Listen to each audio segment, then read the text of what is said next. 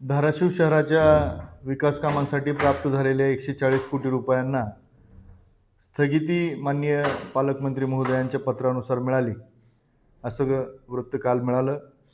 तर याविषयी माननीय पालकमंत्री महोदयांना जिल्ह्यातीलच काही अपप्रवृत्तीच्या लोकांनी त्यांच्या मनामध्ये गैरसमज निर्माण करून, कामाबद्दल शंका निर्माण करून, ज्यांनी वारंवार या जिल्ह्यातल्या विकासाला खोडा घातलाय, अशा लोकांनी माननीय पालकमंत्र्यांचा या कामासंदर्भात, या निधीसंदर्भात गैरसमज निर्माण करून ही स्थगिती मिळवून दिलेली आहे।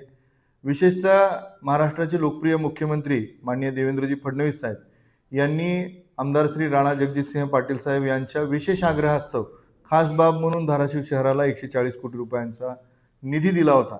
परंतु या निधीचा मागच्या अनेक महिन्यांपासून हा निधी वेगवेगळ्या कारणास्तव प्रलंबित होता आणि आता योगायोगानं काल 2 दिवसापूर्वी माननीय राणादादांच्या पाठपुराव्यानं या निधीच्या माध्यमातून या शहरामध्ये विकास कामं सुरू पण झाली होती। अगदी काल या कामाचा शुभारंभही झाला होता। परंतु माननीय पालकमंत्र्यांच्या माध्यमातून काही लोकांनी माननीय पालकमंत्र्यांना मिसगाईड करून हा निधी थांबवण्याचं काम परत एकदा त्या कामामध्ये ते यशस्वी झालेत। परंतु या विषयावर माननीय मुख्यमंत्री महोदयांशी आमचं भारतीय जनता पार्टीच्या माध्यमातून बोलणं आणि संवाद चालू आहे।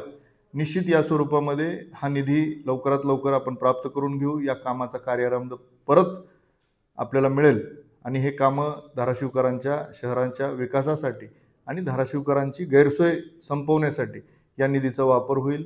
माननीय पालकमंत्र्यांना या पद्धतीच्या लोकांनी ज्या माहिती किंवा जी खोटी काही विषय सांगून ज्या पद्धतीने मिसगाईड केलंय, हे खरोखर धाराशिव शहराच्या विकासासाठी दुर्दैवी आहे। अशा पद्धतीच्या दुर्दैवी घटना या लोकांकडनं, विरोधकांकडनं विकास कामांमध्ये राजकारण करणं हे अपेक्षित नाही आहे आणि अशा गोष्टी जर माननीय पालकमंत्री महोदय त्यांचं ऐकून जर अशा पद्धतीनं काही काम करणार असतील तर निश्चित ही खेदजनक गोष्ट आहे। धन्यवाद।